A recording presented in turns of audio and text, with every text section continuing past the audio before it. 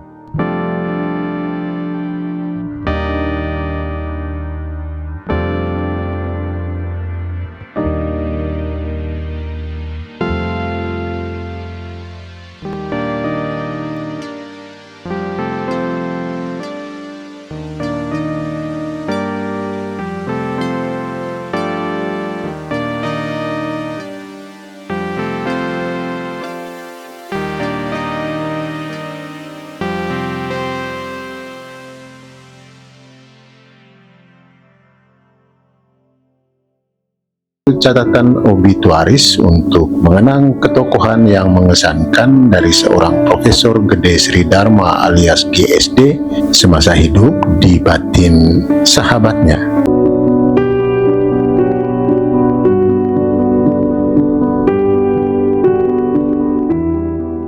Suasana duka malam pasti ikut merasa kehilangan. Ya, terkejut lah. Ya. Pertama kali tahu Dari putri saya pagi-pagi, anak saya bangun, ya, Pak, ini sambil menunjukkan ini ya suasana hati yang tidak nyaman anak dulu ya. Belum juga anak sedang mengikuti S2 di Undiknas, sering diajar sama beliau. Jadi akhirnya anak juga shock. Ya. Saya pun dengar itu juga shock juga ya. Dengar beliau baru tadi pagi menghembuskan nafas yang terakhir ya. sebelum masuk rumah sakit sempat ketemu beliau atau sempat komunikasi? Komunikasi lewat WA saja gitu ya. Ya, tapi udah agak lama sih. Yang Pak Arya ingat komunikasi terakhir tentang apa itu? Ya tahun lalu ya. Kalau tidak salah tahun lalu ya, di awal tahun lalu ya. Jadi kebetulan kita dan beliau juga hampir setiap BPR Kanti membuat acara stakeholder gathering, tidak pernah lupa mengundang beliau. Beliau pun waktu ini sempat datang dan beliau menyampaikan di hadapan teman-teman juga, Amitabha tidak pernah lupa mengundang saya untuk kegiatan di BPR Kanti. Gitu sih beliau menyampaikan di teman-teman. Itu yang terakhir ketemu sama beliau ya. Ya, hubungan atau kedekatan Pak Arya dengan almarhum ini kan pasti ada sejarah. Ya. Awalnya bagaimana ceritanya? Ya, saya dengan almarhum, saya adalah mahasiswa pertama bimbingan beliau ketika beliau jadi dosen di Undiknas. Ya, jadi bimbingan S1-nya waktu itu ya tahun 95 96 ya. Jadi beliau beberapa kali sudah membimbing, namun di detik akhir mau selesai bimbingannya itu beliau udah keburu mengikuti S3 di Australia ya. Itu ya. Kesannya apa waktu menjadi mahasiswa bimbingan beliau? Ya, beliau sangat sangat welcome, sangat cerdas, bagaimana mensupport mahasiswanya, ya. Itu yang saya rasakan, ya. Jadi pada saat ujian juga beliau tidak bisa hadir karena masih di Australia. Dan kebetulan hasil ujian skripsinya dapatkan nilai A. Itu waktu beliau jadi pembimbing skripsi saya. Nah, dekan berikutnya adalah, ketika beliau balik tahun 2006 begitu ya. Jadi saya dipilih menjadi ketua alumni Undiknas. Jadi selama kurang lebih 4 periode ya jabatannya beliau sebagai rektor, ketua alumninya, ketua umum alumninya adalah saya gitu loh ya. Jadi akhirnya saya pun berhenti jadi ketua alumni Undiknas ya ketika beliau berhenti jadi rektor. Nah, saya juga pada saat acara beliau perpisahannya sebagai rektor, saya diminta juga pesan-pesannya, dan di situ juga saya speed bahwa saya mulai detik ini juga akan berhenti sebagai ketua umum alumni mahasiswa Undiknas gitu loh. Jadi selama beliau sebagai rektor, saya lah ketua umum alumni mahasiswa Undiknasnya. Nah, selama menjadi ketua Ikatan Alumni Undiknas, seingat Pak Arya, apa saja prestasi yang beliau torehkan untuk kemajuan Undiknas? Wah, ini sungguh luar biasa ya. Jadi bagaimana mentransformasi Undiknas menjadi kampus yang digital ya, jadi yang terbaik di Indonesia Timur.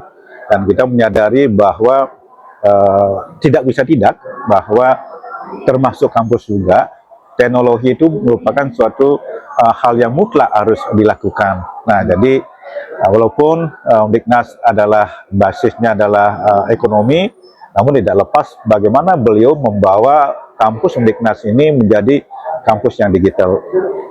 Nah, alumni ini kan, seingat saya nih Pak Arya, di mata Prof. Sri Dharma semasa hidupnya itu kan dianggap sebagai salah satu bagian yang paling penting untuk ikut memberikan kontribusi bagi kemajuan kampus. Ya. Nah, seberapa besar Pak kontribusi alumni untuk ikut mendorong kampus ini terus berkembang?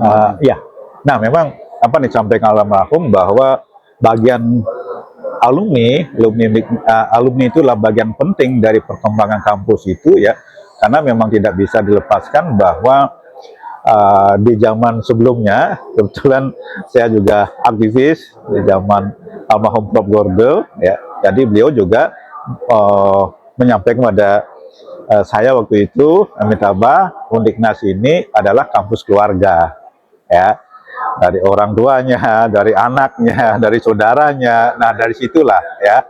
Nah, jadi peran kampus keluarga, peran kampus sangat penting ya, adalah sampai dengan saat ini ya, dan kita rasakan bahwa relatif persoalan yang sedang dihadapi kampus saat ini adalah mahasiswa ya. Sampai dengan saat ini kan Undiknas sampai dengan sejauh ini ya, persoalan tentang alumni masyarakat menjadi mahasiswa di Undiknas relatif itu bisa diatasi. Jadi tidak ada isu bahwa Undiknas itu sepi peminat mahasiswa. Nah, itulah jadi peran alumni adalah sebagai marketing yang tidak secara langsung, bagaimana mengkomunikasikan bagaimana Undiknas, peran Undiknas dalam memajukan, dalam meningkatkan kompetensi dari mahasiswanya dengan berbagai ya, dengan berbagai disiplin ilmu, dengan berbagai soft skill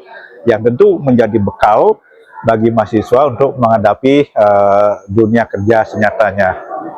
Oke, yang terakhir Pak, apa yang sebaiknya perlu dilanjutkan? Paling tidak hal positif yang menjadikan catatan khusus bagi generasi Undiknas ke depan. Kalau bagi kampus, ya, rasa ini juga perlu ini dikembangkan terus, bahwa saya mendapatkan pesan dari almarhum Prof. Gorde, Uniknas ini adalah kampus warga. Nah, mungkin dari situ tetap bagaimana Uniknas ini menjadi kampus warga, ya. Nah, sehingga dari sisi kedisiplinan, dari sisi etika, dari sisi soft skill-nya tetap bisa dipertahankan, dan terbukti bahwa isu terkait dengan minat mahasiswa itu tidak pernah menjadi isu di Uniknas. Nah, terus ke depan yang perlu dari almarhum Prof. Sidarmo ini adalah bahwa kampus harus terus meningkatkan kompetensinya, terutama di sisi perkembangan zaman, bahwa teknologi adalah saat ini mutlak dilakukan. Nah, tentu kampus Uniknas ini apa yang menjadi konsennya di digital. Nah, oleh karena itu bahwa dari sisi pengajaran mata kuliah tidak boleh menyampaikan dari perkembangan dari teknologinya. Dan tentu yang ketiga yang kita lihat dari apa yang sudah diwariskan oleh almarhum Prof. Sidarmo ini adalah bagaimana membina networking, ya, tidak hanya di nasional dan juga kepada kampus-kampus universitas yang ada di luar negeri. Nah, ini menjadi suatu penyemangat dari mahasiswa, dan ini juga menjadi barometer dari mahasiswa-mahasiswa di luar bagaimana memandang Uniknas tidak hanya sebagai kampus yang mengedepankan kompetensi teknologi, dan kebetulan Uniknas yang ada di Pulau Bali ini tentu menjadi daya tarik, ya. Nah, tidak bisa dipungkiri bahwa ke depan mahasiswa-mahasiswa dari luar negeri juga bisa kuliah di Uniknas dengan teknologi yang ada. Nah, dan ini menjadi daya tarik, dan ini sudah apa yang sudah diwariskan oleh almarhum. Nah, ini seyogianya apa yang diwariskan dari almarhum ini terkait dengan digitalisasi kampus, networking, menjadi kampus yang global. Nah, tentu ini penting untuk wariskan, terus lanjutkan kepada generasi-generasi pemimpin di Uniknas di masa-masa yang akan datang. Jangan lupa subscribe,